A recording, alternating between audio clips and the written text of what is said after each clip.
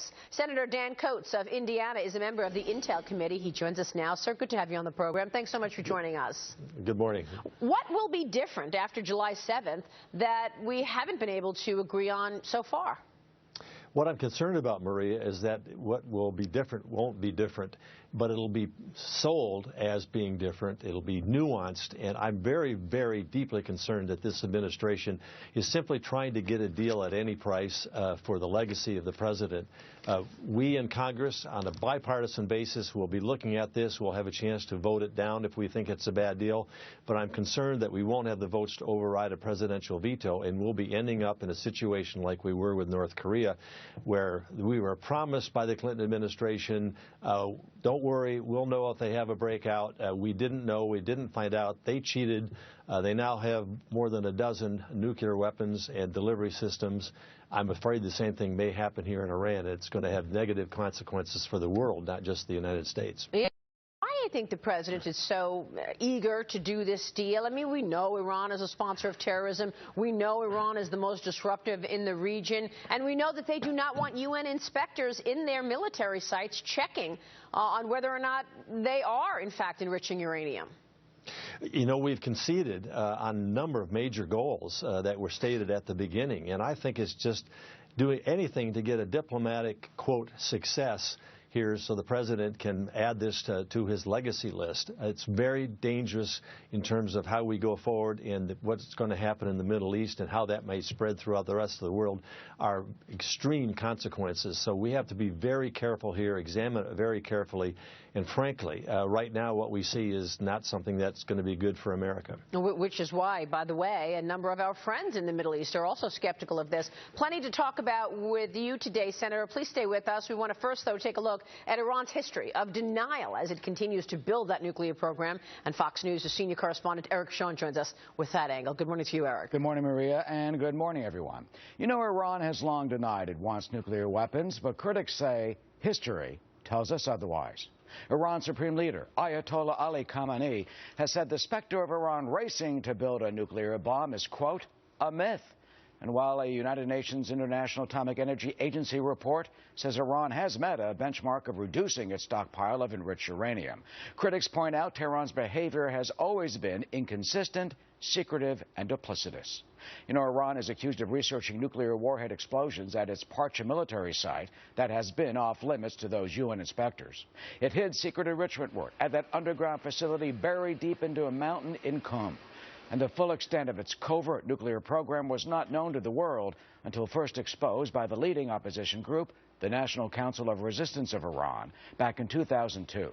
As Policy magazine ominously now puts it, quote, world powers have long feared Iran has moved closer to obtaining the means and resources to build a nuclear bomb, even as the Islamic Republic insists its nuclear program is only for peaceful purposes. That is an innocuous stance Iran's leaders have always maintained. Do you want to pursue a nuclear bomb? Is there a law that tells me that I must swear to convince others? I have said on numerous occasions that we do not want an atomic bomb. Why should we believe you? You are violating 4 UN resolutions. You've kicked out UN inspectors. Why should the world believe anything that you say on this subject? We do not insist that you should believe us. We've never said that you should. You are free not to believe us. Well, now, many still do not believe Tehran. After all, throughout the negotiations, the regime has continued to ignore 6 United Nations Security Council resolutions dating back to 2006, demanding that it suspend uranium enrichment. So for 9 years, Tehran has denied that demand, even as it sat down and negotiated with the very world powers that it thumbs its nose at. Maria? All right, Eric, thanks very much for that. And we are back now with Senator Dan Coats of Indiana. And Senator, let me ask you, if a deal does not get done, what are the implications for the world?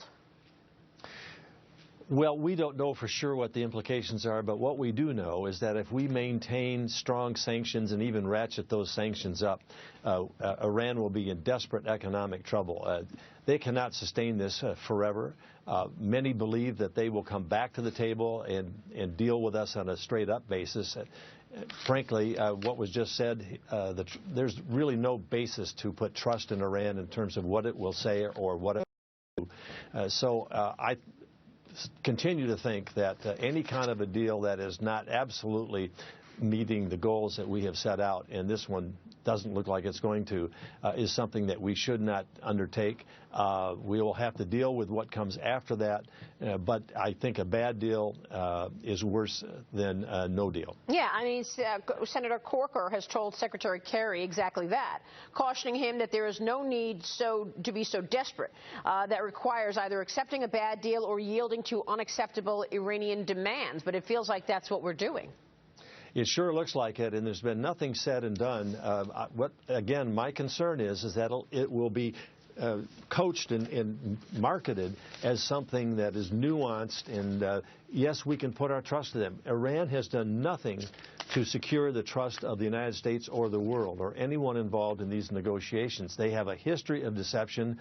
It's going to be another North Korea all over again. So I think we have to be very, very careful to explain to the American people why a bad deal is actually worse than no deal. Let me move on, Senator, and ask you a bit about Cuba, because, of course, this past week we know that the administration has agreed to reopen embassies regarding Cuba, whether it be in the U.S. or U.S. embassies in Cuba.